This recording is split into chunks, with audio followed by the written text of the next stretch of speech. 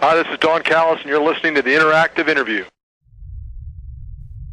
You're listening to Interactive Wrestling Radio, featuring the Interactive Interview, courtesy of WrestlingEpicenter.com. So what you gonna do? Let me talk to you, dummies. Oh, yeah. You're where it's at. If you're smart like me, you gotta listen. And if you don't listen to it, I'll come out of your computer and body slam your ass. don't be a Melvin. I will scar you. Open your third eye. Woo! It's gonna be cool. Oh, what a rush. It's showtime! We had a lovely conversation. To the Interactive Interview. Interactive Wrestling Radio. The Epicenter. Media teleconference. This is Ross Foreman. Special guest this week is none other than Executive Vice President Don Callis. Don, how you doing today? Doing great, man. Good to be here. All right. Well, Don, lots going on in Impact these days. Let me change one thing on the settings, and we'll get going here in about 2 seconds here. All right. Muted. All right. Well, Don, as I was saying, lots going on. Let me just open it up for you. Impact tomorrow night. What's going on with you, and where are we at? I'm pretty excited about the show tomorrow. I mean, Scott Steiner's going to be back in action on the show. We've got a tremendous all-star tag team match as our main event, with Phantasma and Pentagon against Matt Sydal and Austin Aries.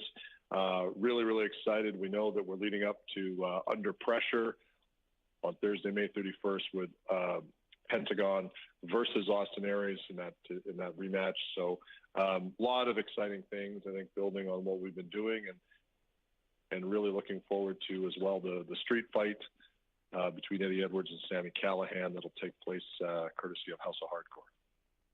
And obviously, that's a very personal topic for you, with all that's going on with Sami Callihan, who's clearly goes by his own rule book these days. Yeah, I mean, listen, to me, it's not a lot different. I like to make coaching analogies, and to me, it's if you coached the Chicago Bulls back in the day, and you had Dennis Rodman on your team. I mean, the upside was the production on the court, and the downside was all of the other issues you had to deal with. But there are issues that come along with the package, and sometimes those are issues that you have to protect the talent from themselves, so to speak, and knock any of our talents, including Sami, which may surprise people. But I would just say, listen, I mean, Sami calls himself the Draw. The numbers bear that out. He's one of the more talked about guys in the business. Whatever the reason is, people can debate that. But Sami's a guy who, as a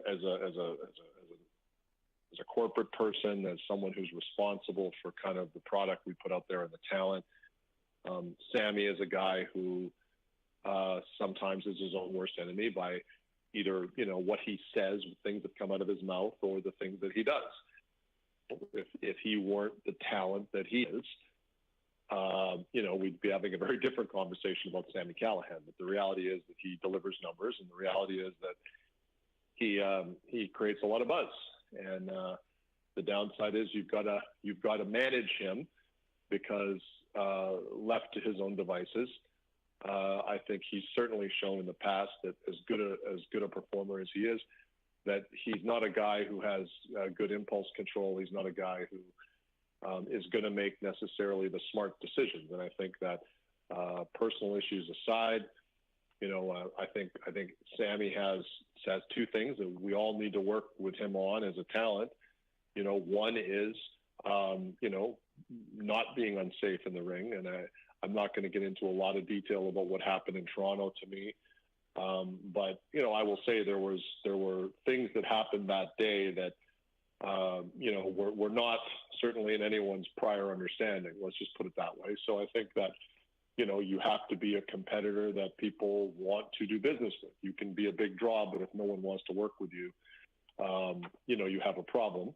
And the other thing, which I think is hand in glove with that frankly, is a business person, because ultimately this is a business, and business people comport themselves in a certain way. And I think that you can be as talented as you want, but at some point there's a tipping point where a corporation or an office is going to look at you and say, maybe the risk outweighs the benefit. So we don't ever want to get to that point with Sami or any of our talents. So we need to work with him, and that's partially what I had been trying to do the last few months. And some people see help as being told what to do, and they don't like it. And that's probably the nicest thing I can say about Sami in that situation at this point. Well, Don, before we move on to media questions, we do want to ask, how are you doing health-wise? I'm all right. I'm not, again, without kind of breaking down the fourth wall here. I'm not, I come from an era in wrestling where things were done a certain way, and there were never intended to be what I'll call bad surprises or forks in the road taken in a given segment or situation. And my issue with Sami is more that, we've been trying to make him a safer person. And what happened with me was the opposite of that. So I am more concerned about what I would call, the fact that I was not successful in trying to bring Sami around. Much more bothered by that than the physical stuff. The physical stuff is what it is. And I'm a 49-year-old guy who, isn't used to being bumped around or potatoed or whatever you want to call it. And I have no desire to do that. And so, but that is what it is. And I used to be a wrestler way back in the day. It's not the first time someone's kicked my ass. And, again, I'm kept up at night as much or more with the idea of how do I get through to this talent who clearly, my comment to Sami, if he were sitting here, would be, you've been doing things your way your whole career. How's that worked out for you? You've probably been fired from everywhere you've ever worked.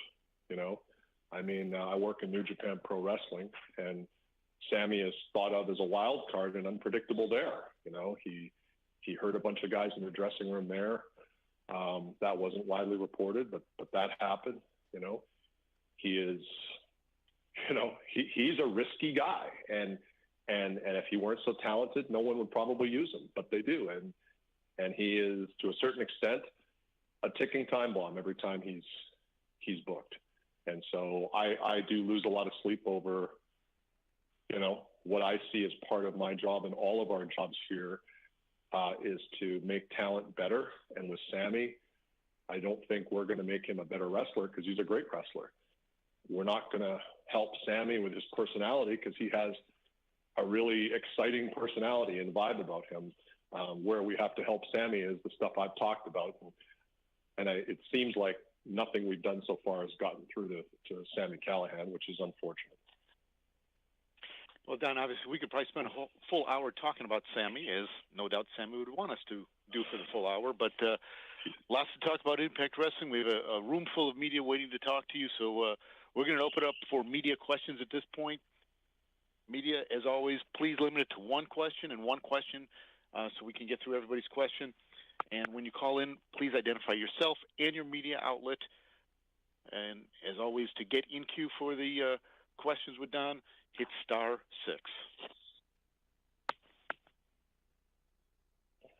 Q&A session has started. To ask your question, please press *6.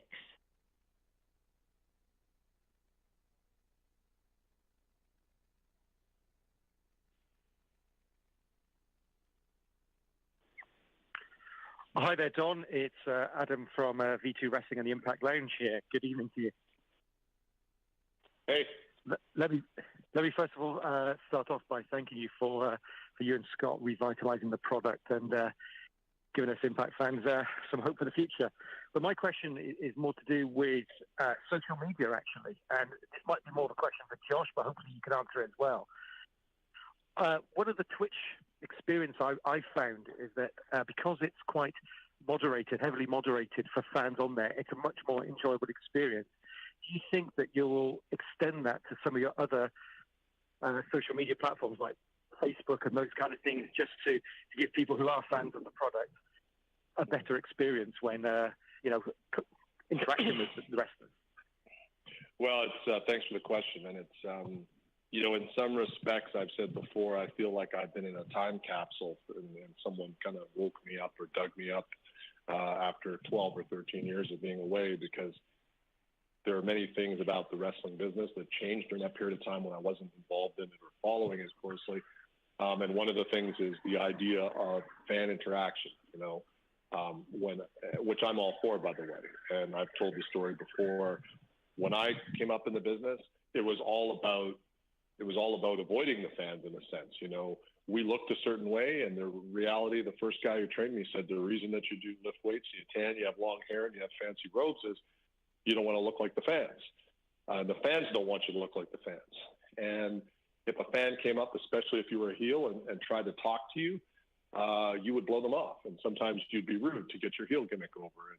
And that was standard practice. Now it's a total 180. It's like, not only are we all expected to interact with the fans on a one-on-one basis, take selfies, all that stuff, but now the fans have all these different platforms and avenues and lanes where they can almost get involved in the product, get involved in the angle, give their instant feedback. And we all know that's social media. I actually think that's super cool, and I don't pretend to be a social media expert. But I encourage any involvement that we have, whether it's with Twitch or other platforms, that engage the fans. I was able to do a question and answer on Reddit one day, and got to kind of interact directly with fans. Interacting on these calls is also great. I was on the chat room in Twitch during one of our events, and kind of, I think my sign-in name is Impact Pencil or something like that. A little nod to Paul Heyman there. But I got to kind of start commenting back and forth with what people were seeing in real time. So I think, yes, we would love to see more of that. And I think that there hopefully will be more of that to come, because we love to have that interaction. Thanks, Don. Cheers. Hi, Don. It's Chris Glassman from Broken Glorious. Hi. I really enjoyed your Cyrus the Virus character back in the day. Would you ever consider portraying a heel authority figure in that future?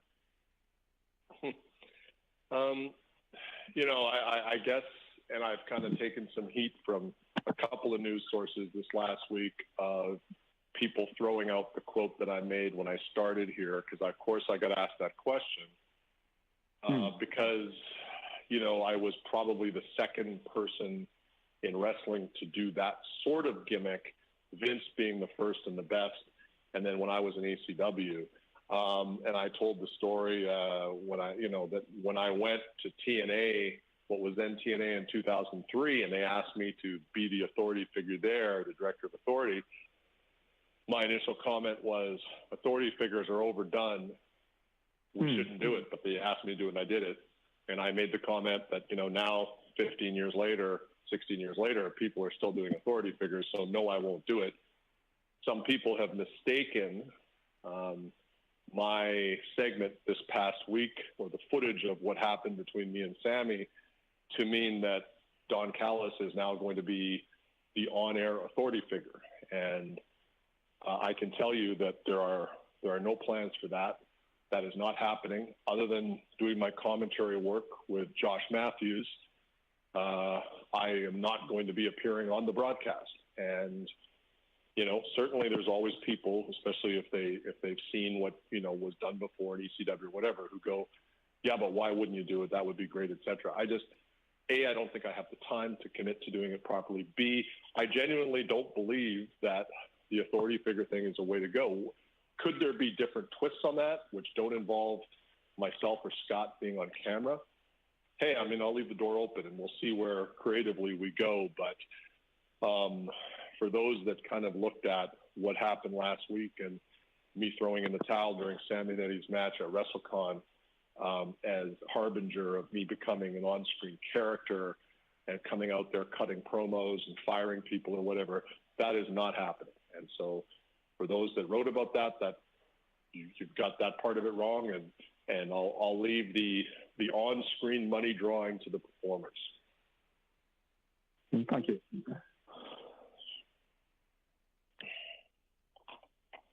This is Ian Carey from SEScoops.com. Don, I hope you're on the mend physically. Just wondering if the Lucha Underground stars are going to be continuing on Impact after season 4 of Lucha Underground begins airing, and if not, do you have any thoughts you can discuss regarding how you plan to replace the departing talents? So just with respect to the Lucha Underground relationship, I think that's been one of the more exciting stories in the wrestling business the last 3 months. Our show at WrestleCon during Mania Week, the LU versus Impact or Impact versus LU show was a legitimate sellout.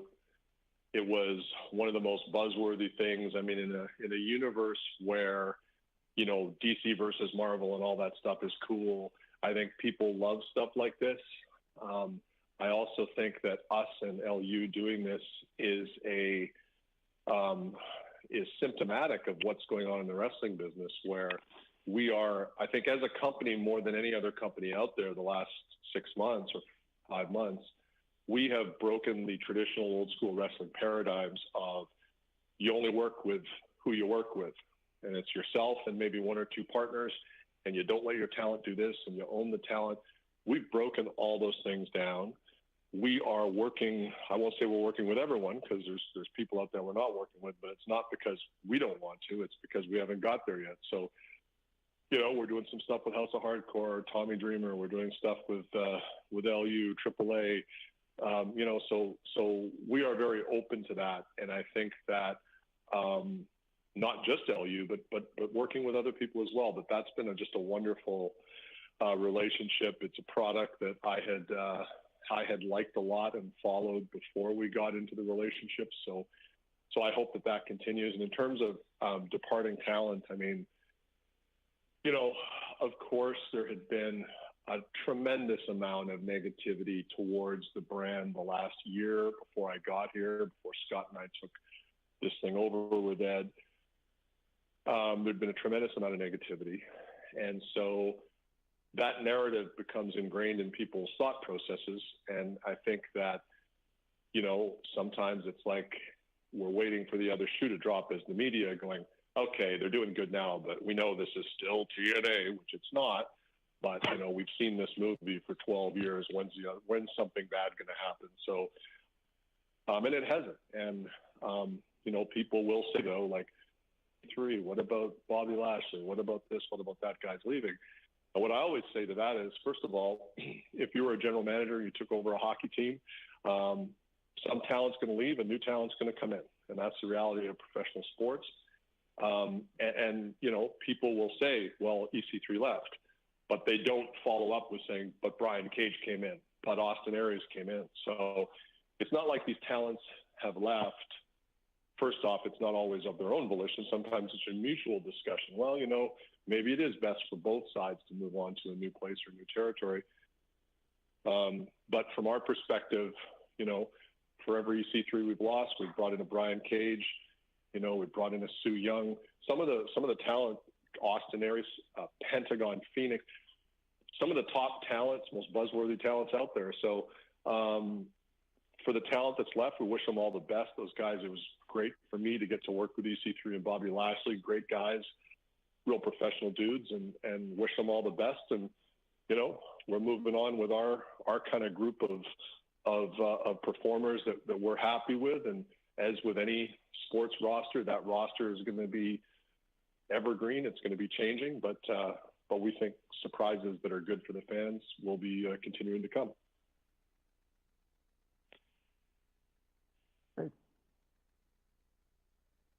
Hey, Don. This is Riju from Sportskeeda in India. How are you doing today? Hi. I'm awesome. Hey, man. Awesome. My question is, it was recently announced on social media that Rich Swann would be coming to Impact Wrestling. Could you shed more light on this, and how did this whole thing come about? Sorry, could you repeat the question? My cell phone just cut out a little bit. It was recently announced that Rich Swann would be headed to Impact Wrestling for the next round of taping. Could you shed more light on this, and how did this whole association come about? I think that Rich is a guy who has resurfaced on kind of the indie scene out there and working for a bunch of different promotions. As you probably know, his wife works for us and was an advocate for him coming in. So he'll be at our next set of tapings, and he's going to get an opportunity in the same way that other talent that comes in gets an opportunity to show what they could do. Hi, Don. This is Nick Hausman with WrestleZone.com. How are you doing today? Hey, man. Good. Good. I just wanted to ask, you guys have been working so well with so many promotions. Obviously, the big All-In event did 10,000 tickets in like half an hour this past weekend. They've been working with Ring of Honor and New Japan, and now NWA as well. Have you guys talked with Ring of Honor, New Japan, or even the All-In crew about doing anything with those parties? There's no official, no official discussions. I mean, certainly, I consider Cody a friend and really a great turnaround story in terms of where he's come as a performer in the last year or so. And the Bucks, of course, I'm very close with through Kenny Omega. So I was just ecstatic for those guys to be able to move that amount of tickets, which is incredible, frankly. And to do it in 30 minutes or whatever the actual time was is awesome. So I think that arrangement is a great example of something that I and Ed and Scott have been speaking about for a few months, which is we really are the last year or so, maybe year and a half, seeing a sea change in where professional wrestling is at vis-a-vis the independent wrestler. The independent wrestler, to an extent, greater extent than I think that I can ever remember in the business, the independent wrestler now has control over his own destiny and has options and has some power. And that's partially due to social media and partially due to people like Cody and the Bucks taking risks on things like All In and making that a kind of destination in people's minds for, hey, we're not only going to see a wrestling show, we're going to send a message to the wrestling world that, hey, this can happen, at this level. So I think it's what happened with All In is indicative of where the wrestling business is at with respect to the boys. And that also is reflected, I think, in our attitudes around wrestler IP and things like that. It's a different business than it was 10 years ago. Don, we're going to go to an email question from Chad Henderson, who writes in, who do you see as a future potential face of Impact Wrestling? Wow. I mean, it's a good problem to have that I can't just blurt out who it is, because I think that I like our roster so much right now that I think there's a lot of answers to that question. I think obviously Austin Aries is the type of guy you can build a promotion around, a kind of a Nick Bockwinkel-esque kind of a performer, very cerebral, great representative. Then on the other side, you've got a guy like Moose who, people absolutely love everywhere he goes. He's a legitimate big-time athlete, 6'5", 270, former offensive lineman. Everyone knows his pedigree and has kind of, reached the apex of the football world in the NFL, and then in a very short space of time adapted to pro wrestling. Probably one of the great transitions from football to wrestling. I'd have to go back to my old days watching AWA and Russ Francis, the tight end of the New England Patriots, who used to wrestle in the off season because his dad, Ed Francis, at one point ran the Hawaii territory. So Moose is incredible. And I think that's a guy who, potentially is a guy who could be a flagship. But then I'll throw it out there. I mean, Sami Callihan. I mean, aside from the fact that Sami is all of the things that I said, he is a great wrestler who doesn't back down, who's full speed ahead, and who's a fascinating character. I mean, people remember guys like Raven back in the day in ECW, and it's like that complex character that is fundamentally flawed and imperfect, but also you can't take your eyes off him. So a guy like that, you know, Eddie Edwards, I mean, if we can get Eddie thinking about something other than Sami, I think Eddie would be a good face of the company. Frankly, Rosemary, you know, on the knockout side, Sue Young even, I mean, people are talking about her. So I think there's a lot of people. Brian Cage is someone who people are very excited about. I mean, so there's just it would be hard for me to pick. I mean, I think there's probably 8 or 9 people, maybe 10 if I include the knockouts as I would, that I could say I'd be very comfortable with those people, you know, being at the head of the line and kind of being the flagship.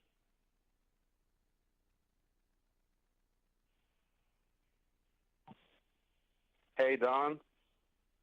Hey. This is a Dick Freer, Ego Total from Israel. How are you doing? Hey, man. How are you? I'm good, man. You've been talking about your partnership with other promotions, and the wrestling scene in Israel has been on a rising over the past few years. The wrestler Tomer Shalom over Destiny Wrestling at Canada, and we got the Israeli Wrestling League that's been hosting a few of Impact wrestlers over the past few years, like Robbie E., Matt Seidel, Devon Eriks. And I was wondering if Israel is one of your targets for partnerships in the future. Yeah, certainly. I mean, I think one of the things that's unique about Impact is that we really are a global brand. Of other companies in wrestling just are not, and that's not meant as a knock. It's just positioning where we're at. I mean, we're not a company that only, you know, we're not only doing our TV here. We're in a lot of countries globally. You know, the first step is always to expose fans in great places like Israel to the product, and then, you know, you hope that, you know, you can get that fan engagement, and hopefully at one point, you know, you get to do a tour and you get to visit the market. So, you know, Israel, I think, has, and I think you alluded to it, a long history with professional wrestling that might surprise people in terms of the popularity of the Von Erich family in Israel in the 80s. I've, you know, certainly heard all the stories about Kevin and Kerry Von Erich being when they landed in Tel Aviv many years ago.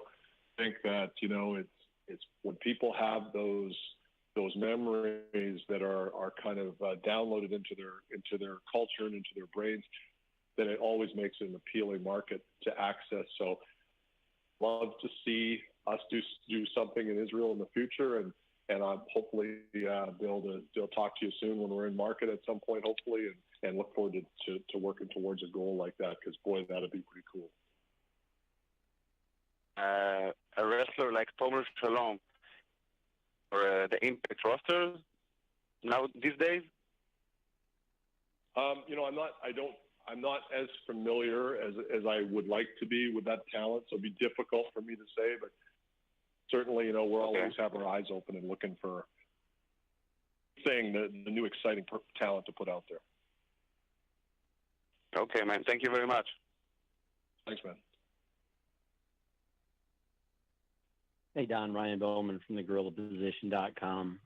Over the years, you know, you were always mentioned as a potential creative person for a lot of companies and respected for your wrestling IQ, but you also had other opportunities because of your business background. So my question is, what made Impact the right opportunity for you, and how has it measured up to your expectations when you came back? You know, I think just, you know, to use an overused term, I mean, I think the stars were just aligned. I was ready to start to think about doing something different. I'd been very successful doing what I'd been doing for about 12 or 13 years outside of wrestling, and it was just kind of like a progression. I mean, I've talked about it, you know, the whole Chris Jericho thing. I mean, I wasn't following the business at all. Chris brought us to Madison Square Garden, myself, Lance Storm and Dr. Luther, Lenny St. Clair.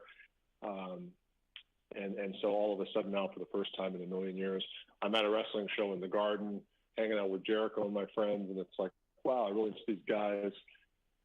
The Garden for me was my debut for Vince, was in the Garden in '97, and then there I was back with Chris. That didn't make me want to get back in the business, but it did get Chris and I talking a lot more. And then that led to Chris offering me the podcast, Killing the Town, which I would end up doing with Lance. And at that point, again, I still was really, I need to get back in the business full time. It was more, well, this is cool. I'm having fun talking wrestling with my buddy Lance, which we used to do on the phone all the time. And maybe I can monetize some of my historical wrestling knowledge through the podcast as just an extra revenue stream. That then led another star in alignment. That led to me doing a podcast interview with Kenny Omega.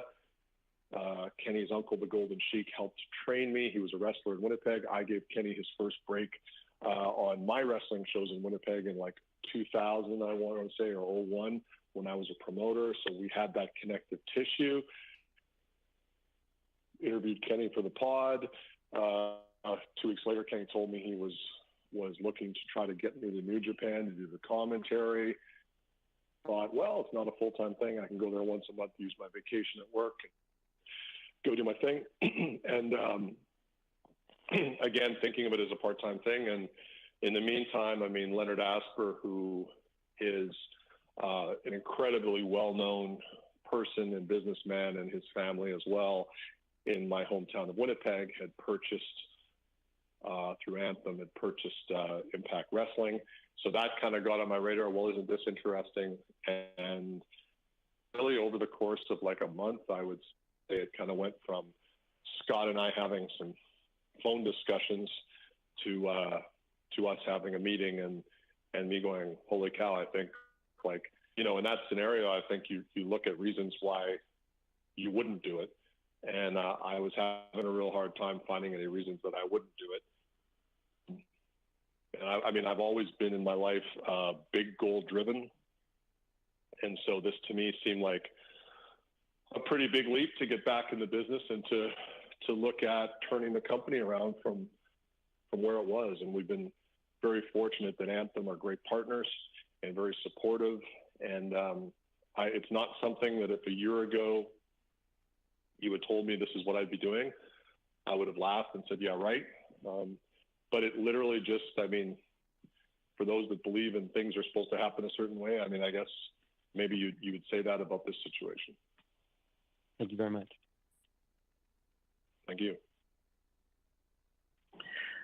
Hi, Don Lewis here from the Tap That Wrestling Podcast Network. How you doing today? Hey, man, doing all right. That's good. Good to hear. Okay, I have a question. I was wondering what your thoughts would be in making the Explosion TV show possibly a showcase for X-Division wrestlers with matches featuring new young talent. Yeah, I mean, I think, you know, we try to feature newer, different talent on Explosion from time to time.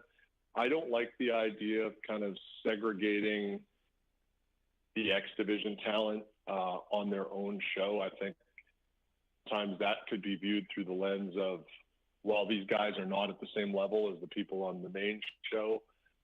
So I don't know that that's something that we would consider doing. You know, I think I was here in 02, 03 or 03, 04 when the X Division was kind of the talk of the wrestling world in some circles. And I think now, you know, we have a world where we have an X Division. And then I think the question is, you know, what's X Division? And it's not something I'm going to actively reveal on a media call, but I will say that I don't see Explosion being turned into an X Division show. I think those are some of the best young athletes in the business. I think we want to give them the top platform to show what they can do. Okay, thank you very much, Don. Cheers. Hey, Don, it's Mike Hill from ProWrestling.com. How are you doing today? Hey, man, how are you? I'm good. First of all, as a longtime New Japan fan, I just wanted to say thank you for the awesome work you do with Kevin Kelly in New Japan. And I was just kind of wondering, with you kind of working there first and then sort of getting this Impact Wrestling gig, was there any pushback from either side as to, when you're talking with Impact, can I keep doing the New Japan thing and talking with New Japan? Can I keep, is there any pushback from either side, or how's that relationship been kind of going between two companies? I think good. I mean, I think that, I go back to the Impact kind of concept that Ed Nordholm has championed and Scott and I have been a part of, which is, we want to be flexible about talent and where they work and having partnerships. So I think that, if we had a problem with me having a relationship with New Japan, that would go against kind of the policy that we've instated, which is we're open to working with people. So there was never an issue with that. I certainly love my time in Japan. I've been there, over 20 times, I guess, in the last year and a half. And, working with Kevin's great, and I love working with Josh as well. And it's a challenge for me because it's like,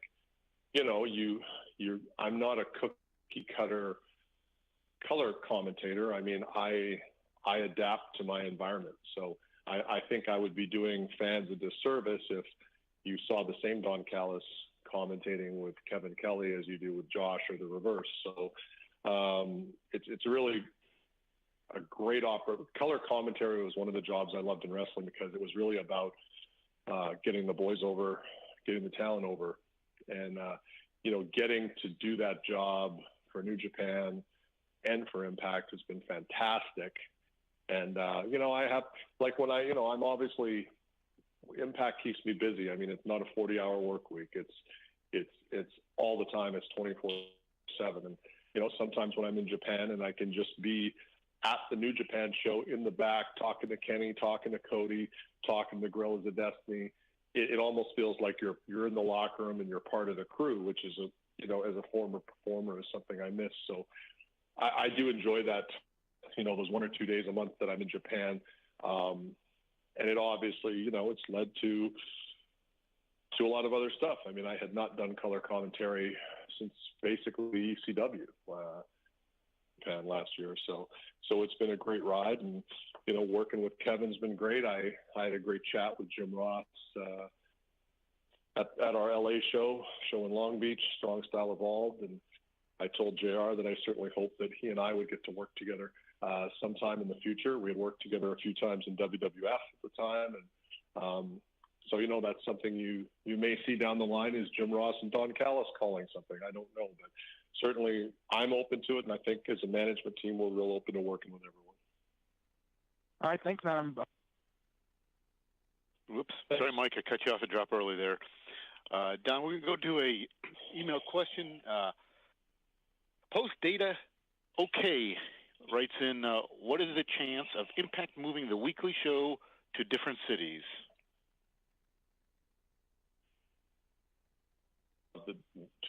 You mean the tapings? Yes. I think that, we've been saying all along, Scott and myself, that, we're not, I think at some point people have said, well, are you guys just going to be in Orlando? And then other people thought, oh, this is a Canadian company. It's run by 3 Canadian guys, owned by a Canadian guy. Is it just going to be a Canadian company? And I keep saying, no. We are going to be taking our product and our performers everywhere as we move forward. And having said all of that, we live in a society where everyone wants everything yesterday, and we are turning around a company, and we are making strides to that effect. But as I've said before, not everything happens overnight. Some things take time, and so I think as we talk in months that are going to follow, I think people will be pretty comfortable with some of the places that we are, and we'll continue to evolve that over our long-term plan.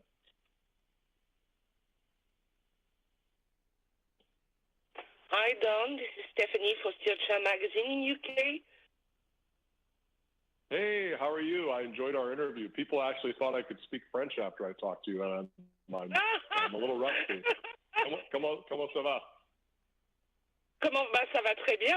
Bon, we're going to come back to English language, but so everyone now thinks you're speaking French. Well, I like to say I know enough to order a drink or get slapped. One of the two, I'm not sure. My question was about Redemption. The pay-per-view couldn't have a better name because it was a great pay-per-view and a great way to say the company was great. And if you read the paper I did on it, The Redemption of Impact, you know what I thought about. But what I wanted to ask you is, what was your state of mind? Because this pay-per-view was the first under this new regime, if I can say it like that. And so what was your state of mind, Scott, and the creative coming to this pay-per-view? Merci beaucoup. Bienvenue. So I think that, we were all aware that this was going to be the first pay-per-view that we would be judged by. This was the one where we were all in place and we had a couple of months to kind of lead into it. So, I think that we have a vision for Impact Wrestling as a management team, and as a creative team, we look for ways to execute on that vision.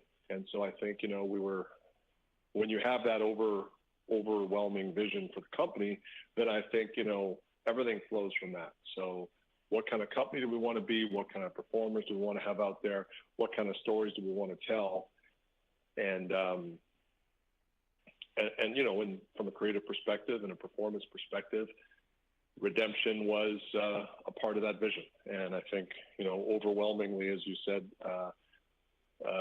positive feedback. And so we're happy about that, but we're not going to rest on the laurels. We're going to continue to grind away. I'm in creative meetings this week with the whole team, which is not just me and Scott, with Sanjay Dutt, Jimmy Jacobs, Abyss. I mean, we're all part of the team that puts these things together, that gets the stuff out there. So happy that you enjoyed Redemption, and we're looking to build on that success as we roll towards Slammiversary, which I'm just super pumped about.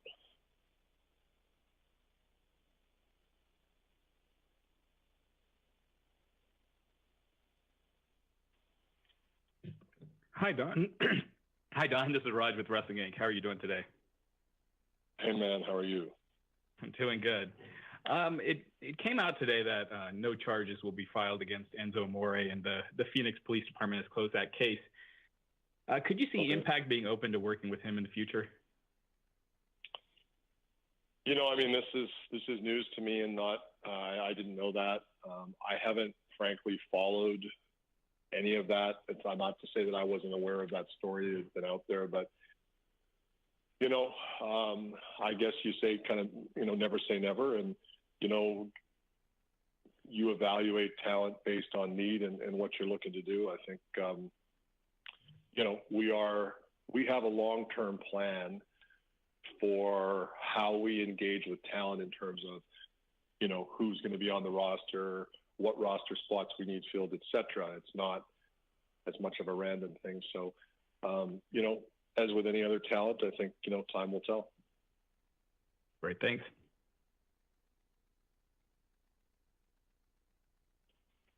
Don, that seems like a perfect segue to an email question from Warrior G, who asked, what are the company goals for the next year and for the next 2 years? Well, I think, I don't want to, be trite about using the word cool, but, I think that I certainly would like to see us being thought of as a destination wrestling promotion for talent and for fans and customers. Part of that is the cool factor. I think we have made some strides in that area, but I would like to see us working with more partners, being more open.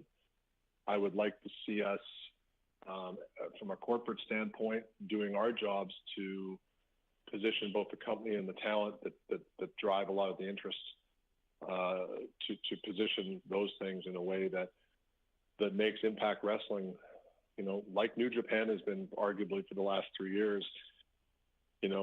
We would like to be that cool company, that company that everyone's talking about. And I think the people that go for this ride with us are going to be pleasantly surprised at what the outcome is going to be.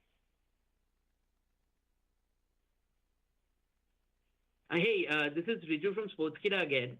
My question is, what happened with Alberto Patron that led to the Redemption main event being changed? I think a lot of that has kind of been covered. I don't have anything new to add to that. Certainly, we wish Alberto all the best in the stuff that he's doing and with his life. And the situation has been kind of widely reported and covered. I don't really have anything else to add to it.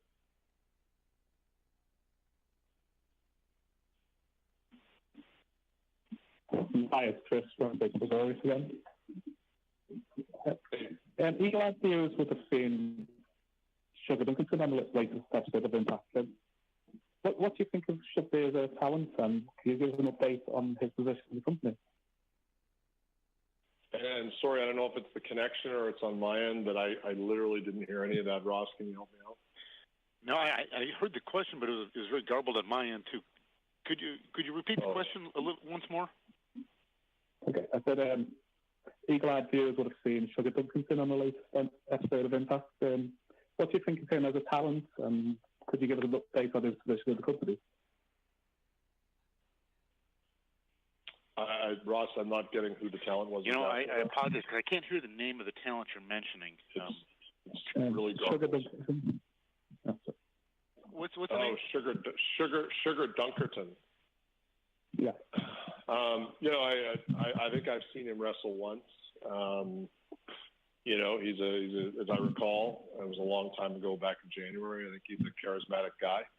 And I think that the fact that there are talents out there that are interested in being on Impact Wrestling is a kind of a commentary on how the management team is and the talent that works with us, where we're taking this company, that there are talents like that out there who make us a destination for where they'd like to work. Thank you. You're welcome. Hey, Don, this is Adik Fir from Ego Total Israel. Hey, man. Hey. We talked about, you've been talking about Redemption earlier, and we saw at Redemption the debut of Tessa Blanchard and the comeback of DJZ. What are your expectations from those two talents in the near future eventually at Impact? I think start with DJZ. I think what a great young guy, and a tremendous talent, great athlete, and obviously has his own very heart-wrenching kind of story to tell. And this has been kind of a redemption year for him as well, I think. And he looks to be better than 100%, and a guy who I think has the potential to be someone that young people that watch our show get real excited about. So I think he's definitely got a real coolness about him.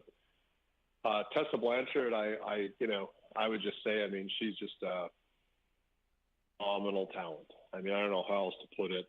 At her age, to be as advanced and polished as she is, to have the edge and the fifth gear that she does is really not a typical thing necessarily in wrestling. It's kind of like that package. She calls herself a total package. She really is. She's smart. She's beautiful. She's dangerous. She's a phenomenal wrestler. She looks like a star. She carries herself like a star. And I guess, none of that should surprise us, given who her dad and her stepdad are. And she would have been taught by some of the best. So I think that, she's someone who has the ability to really get fans excited, and for real good reason. She's excellent. Great, man. Thank you very much. Okay. Fini? again for Stircha Magazine. Again. My question was about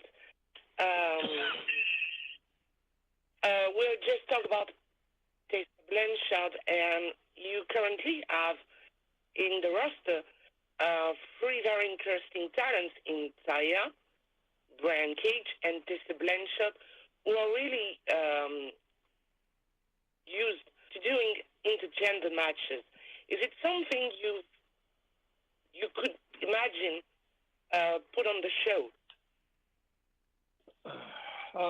I mean, I guess I would just say, and I don't mean this to be a cop-out, it's not something that any of us have spent a lot of time thinking about. So I know that's not maybe the most in-depth answer that you would have liked, but it's not something that we've spent a lot of time thinking about, and not something that I think you should expect to see anytime soon. Or something more hardcore? Pardon? Or hardcore things like the Barbed Wire Massacre or things like that. I mean, we've certainly had some of that. I mean, with Abyss, and then even what Callihan did to me in Toronto in the footage we showed, which was, was fairly intense. So it's, I've never been, I never liked wrestling shows where you had nothing but one thing, whether it was flying or hardcore or whatever. I think there's a balance and there's a mix. So, we'll continue to listen to our fans about what they'd like to see, and within reason, try to deliver that.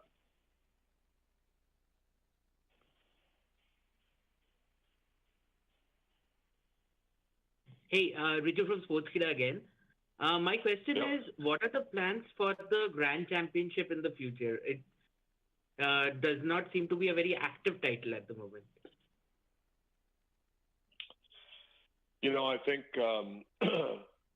to be determined, but I think that if you watch our show, some new belts, the new world title, new X Division title, new Knockouts title, new tag team titles, and so that may give you an indication of where the kind of priorities lay.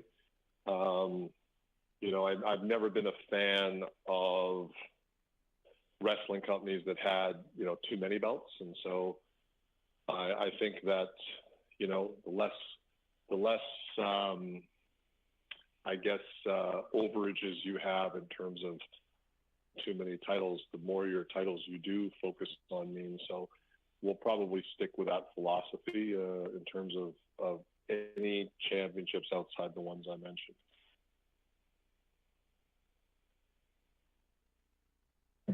Hi, Don. This is Raj with WrestlingInc.com again. Yep. I just wanted to get your thoughts on where you see Impact Wrestling going short term, and where you'd like it to be in 5 years.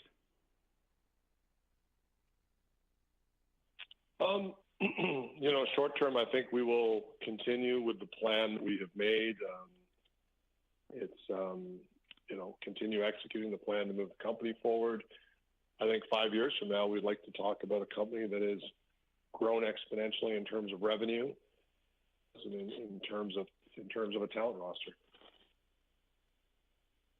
Great, thank you.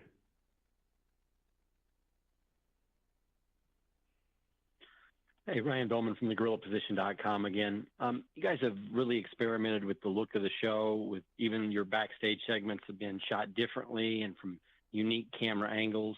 What kind of balance do you strike on your own schedule as far as the wrestling side of things and the actual production side of things?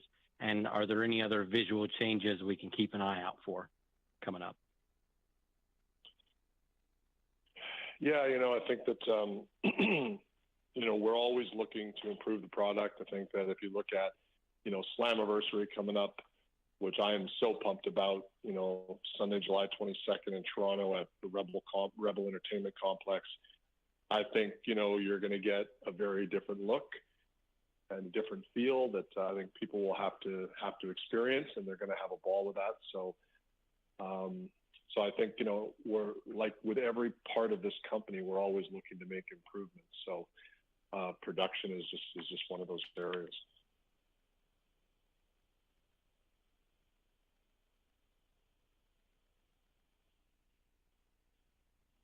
Hi, Don Lewis here again from the Tap Out Wrestling Podcast Network. Quick question. I was wondering, what are the plans for the Desi Hit Squad, and when are we going to see the remaining members of them show up in the Impact Zone?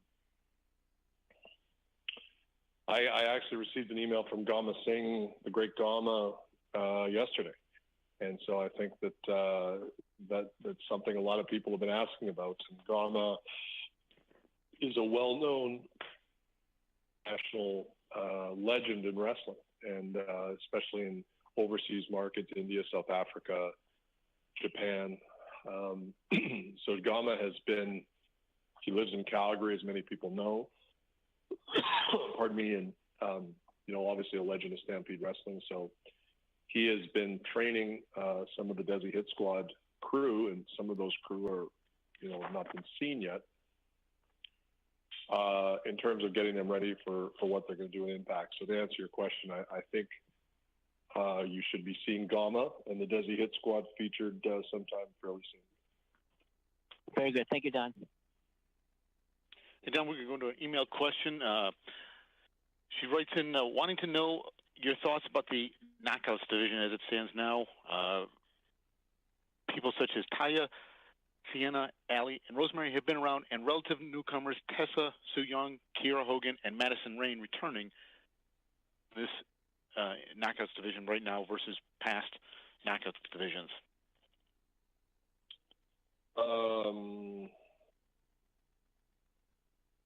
Interesting. I mean, it's hard for me to say that simply because I saw the Knockouts when I was here in 0304.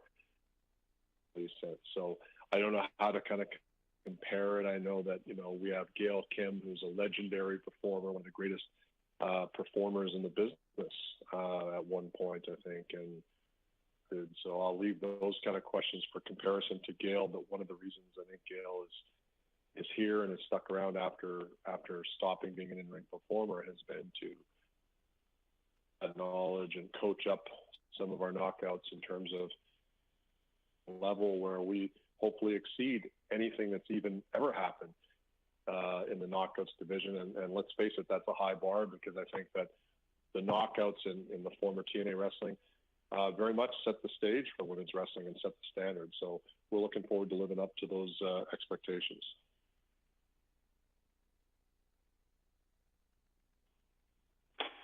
Stephanie for Searcha Magazine again.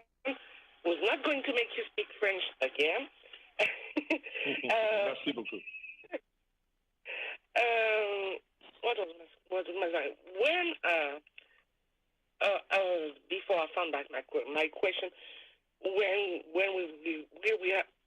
are we going to have the chance to see Impact again in France, because we don't have that chance and we miss it a lot.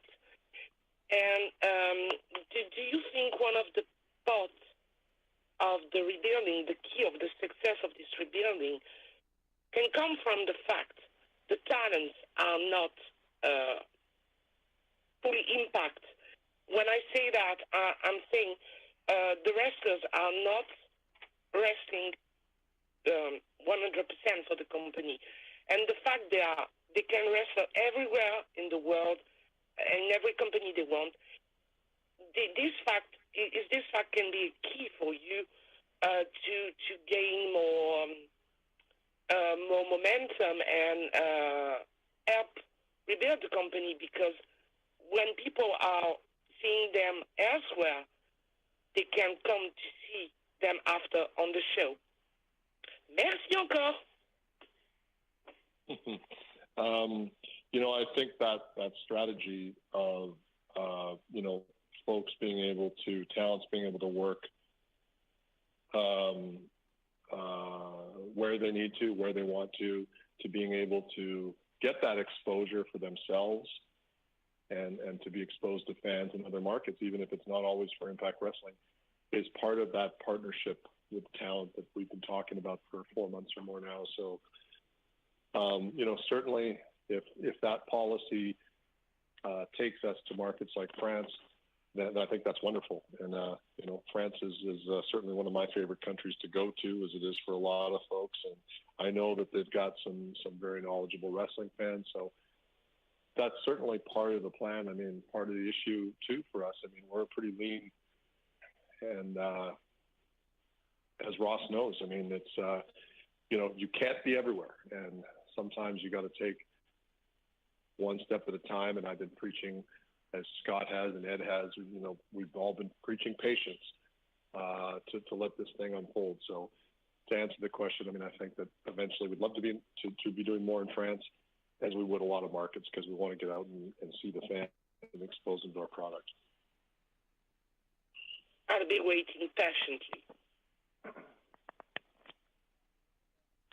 Well, Don, with that, we will wrap up this week's teleconference. I appreciate your time very much, and why don't you take us home with a final thought, and what's your final thought heading into Impact tomorrow night, Windsor in a couple weeks, and Slammiversary on July 22nd? I'm super excited for June 1st and 2nd to be back in Windsor, Ontario, one of my favorite cities and the best wrestling fans in the world, for two big shows at St. Clair College. It's going to be wonderful to be here, and some of the top talent in the world, Wrestling for Impact Wrestling, coming back to Windsor.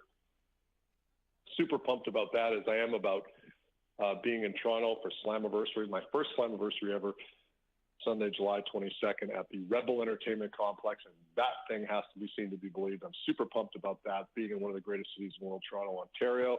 And then I've got my DVR set and ready to watch it live. Actually, going to have a little viewing party at my house, I hope, tomorrow night for Impact on POP, Fight Network in Canada.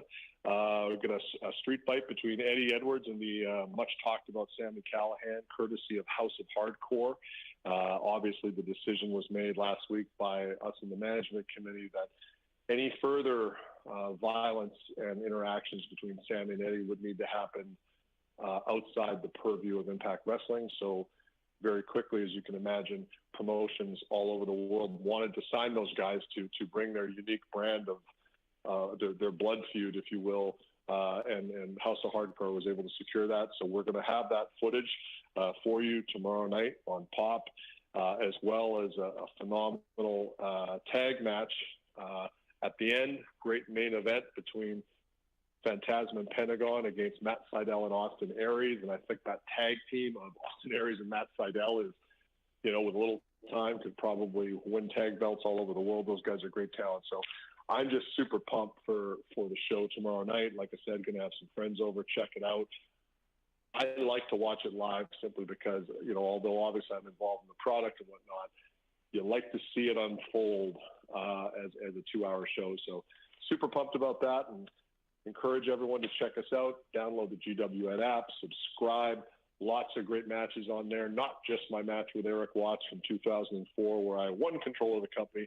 There's some actual great wrestling on there besides me walking and talking. So encourage people to do that. Check us out on Twitch. Check us out at our .com site. Check us out on Facebook. Just check us out. And we're doing this for the fans, and it's been great to be able to talk to some of the media today. All righty, Don. Appreciate it. Look forward to seeing you a couple weeks in Windsor. And media, we'll talk to you next week. Thanks, guys.